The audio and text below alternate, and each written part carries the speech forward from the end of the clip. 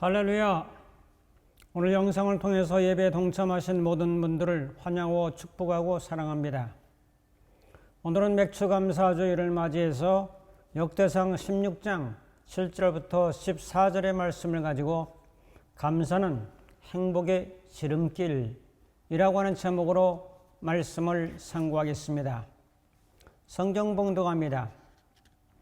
역대상 16장 7절입니다. 그날에 다윗이 아삽과 그의 형제를 세워 먼저 여호와께 감사하게 하여 이르기를 8절 너희는 여호와께 감사하며 그의 이름을 불러 아뢰며 그가 행하신 일을 만민 중에 알릴지어다.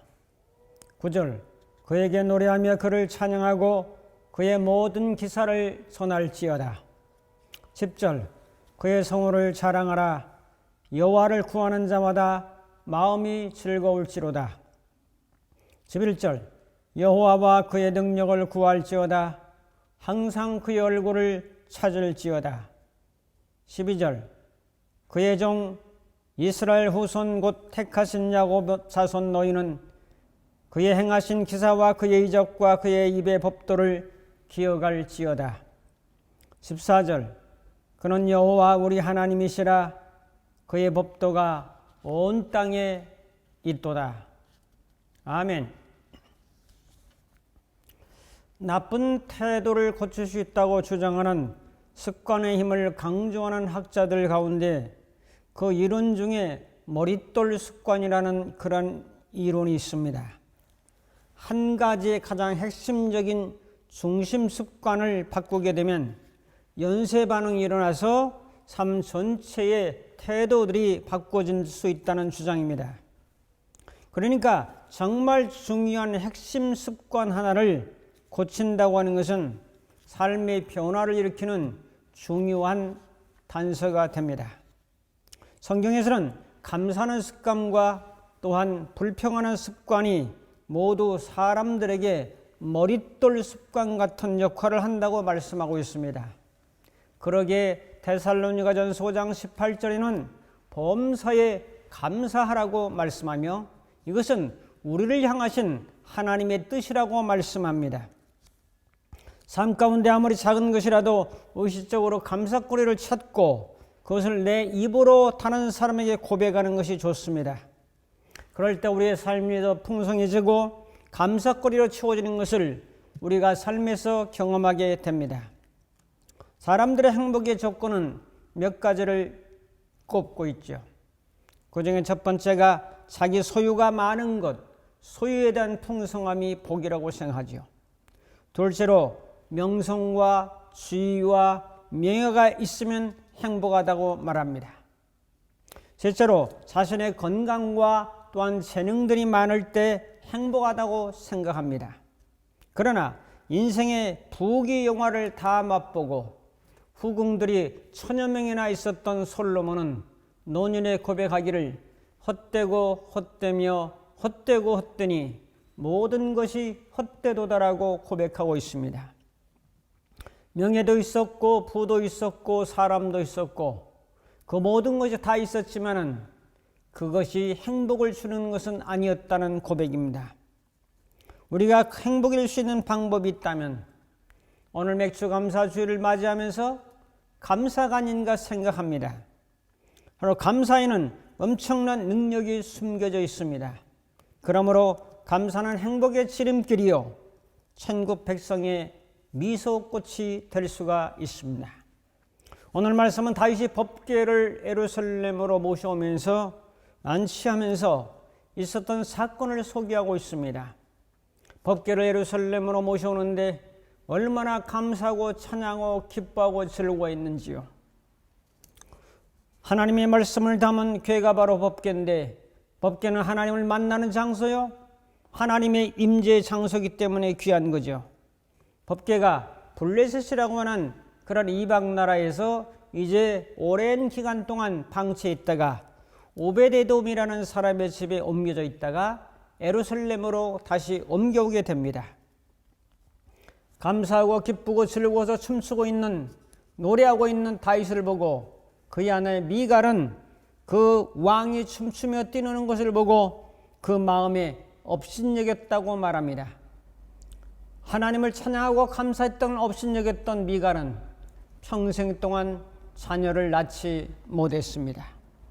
다윗은 비파와 수금과 세금과 나팔을 불도록 하면서 하나님을 찬양하고 기뻐하며 감사했습니다.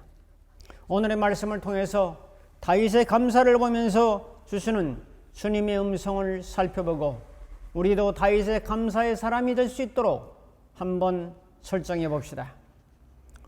오늘 말씀을 통해 주시는 말씀, 첫 번째로 찬양하며 하나님께 감사했습니다. 7절, 그날에 다윗이 아삽과 그의 형제를 세워 먼저 여호와께 감사하게 하여 이르기를. 다윗의 생애 최고의 찬양과 감사를 지금 올리고 있습니다. 자기의 소원이 이루어지며 하나님의 법궤를 모시고 온다는 것이 얼마나 감격스럽고 고맙고 감사한 일이고 영광스러운 일인지요.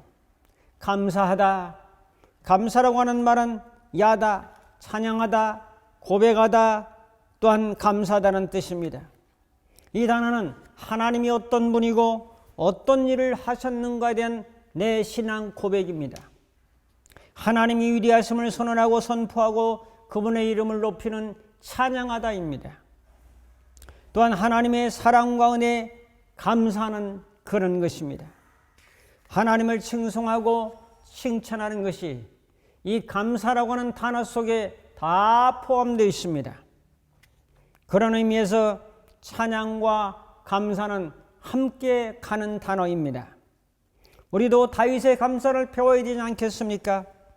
나를 죄악에서 건져주신 구원자 위리하신 죽으시고 부활하신 그분께 감사하고 법궤를 모셔오는 것을 감사한 것처럼 우리도 말씀 대신 그분이 육신을 입으시고 십자가에 죽으시고 부활하셔서 우리의 구주와 생명이 되시고 그분의 말씀이 성령을 통해서 우리 마음 가운데 법궤로 임했다는 사실을 우리는 믿으셔야 됩니다. 법궤가 예루살렘에 온 것을 기뻐한 것처럼 법궤 대신 예수님 우리 마음에 오신 것을 기뻐하며 찬양하며 감사하며 감격하며 살아가는 신앙이 될 때에 그 사람은 진정 복인이 될 것이며 행복자가 될 수 있을 것입니다. 독일에서 한 중년의 성도가 대학병원에서 설암, 이 혀의 암으로 수술하게 되고 혀를 그만 자르게 되었습니다. 의료진이 말합니다. 마지막으로 이 생에 살아있는 동안 당신의 혀를 가지고 마지막으로 이제 말을 하십시오. 하고 싶은 말을 하십시오. 이제 혀가 잘릴 판이죠. 그 성도는 나 같은 죄인을 살리신 주님 정말 감사합니다. 감사합니다. 감사합니다라고 감사를 3번 고백했습니다. 예수님 정말 감사합니다가 이 땅에서 내가 마지막 한마디 할 수 있다면 나를 구원하신 예수님을 감사하다고 그분께 감사의 고백을 드리는 이 감사의 말이 정말 귀중한 것을 우리에게 알려주고 있습니다. 우리가 혀를 수술한다면 무슨 말을 여러분들은 남기시겠습니까? 두 번째로 살펴볼 것은 하나님의 이름을 부르며 감사했습니다. 8절 보면 너희는 여호와께 감사하며 그 이름을 불러 아뢰며 그가 행하신 일을 만민 중에 알게 할지어다. 오늘 말씀에 그의 이름을 불러 아뢰며라는 말씀이 있습니다. 구약의 하나님의 이름은 여호와요, 신약의 하나님의 이름은 예수입니다. 우리는 예수님의 이름을 부르며 그분의 이름을 높이며 그분께 감사하며 그분께 찬양하며 나가야 할 것입니다. 예수 나의 기쁨, 아멘, 할렐루야, 아멘, 할렐루야, 아멘, 아멘, 아멘. 예수 나의 능력, 아멘, 예수 나의 감사, 아멘. 예수 나의 생명, 아멘. 예수 나의 치유, 아멘. 예수 나의 사랑, 아멘. 아멘입니다. 예수가 가는 곳에 감사요, 생명이요, 은혜요, 능력이요, 아멘입니다. 이북에는 삼부자 이름을 아주 높입니다. 김일성, 김정일, 김정은, 이 삼부자 이름을 아주 높여요. 압록강에 가도 김일성 아바이 수령이 은덕에 산다고 기록해 놨어요. 금강산에 가도 김일성의 이름을 새겨놨어요. 일국에 하나의 사회주의, 공산주의 지도자였던 사람의 이름을 인민들이 얼마나 높이는지 몰라요. 예수 믿는 사람들은 예수 이름을 얼마나 높여야 되는지를 깨닫게 되는 거죠. 우리 믿음의 사람들이 이북의 인민만도 못하면 되겠습니까, 여러분? 그래서 저는 내 사랑하는 그 이름 예수, 그 찬양을 좋아합니다.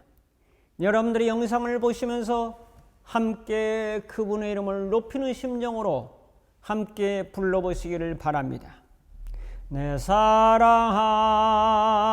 그 이름 예수, 복된 예수, 내 귀에 음악 같도다. 예수, 복된 예수, 귀하다 그의 이름. 갈보리산의 어린 양 귀한 생명 버리셨네.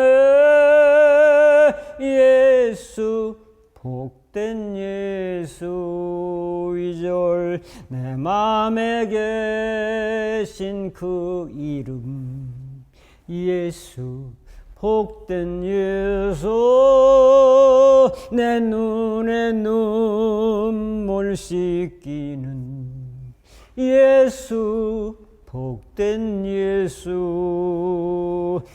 귀하다 그의 이름. 갈보리산의 어린 양 귀한 생명 주셨도다. 예수, 복된 예수. 주 예비하신 하늘집 예수, 복된 예수. 날 구원하신 그 이름 예수, 복된 예수. 귀하다 그의 이름. 갈보리산의 어린 양 귀한 생명 버리셨네. 예수, 복된 예수. 신약에는 여호와 되신 성자 하나님의 이름이신 예수님의 이름을 부릅니다. 이 이름을 주신 그 은혜를 감사하면서 어떠한 이름이기에 이 이름을 높이며 찬양하며 감사해야 됩니까? 작은 첫째로 구원자 이름 예수기 때문에 그렇습니다. 다른 이로서는 구원받을 수 없나니 천하 사람 중에 구원받을 만한 다른 이름을 우리에게 주신 일이 없음이라고 사도행전 4장 12절에 말씀합니다. 예수님의 이름은 또한 능력자 이름 예수입니다.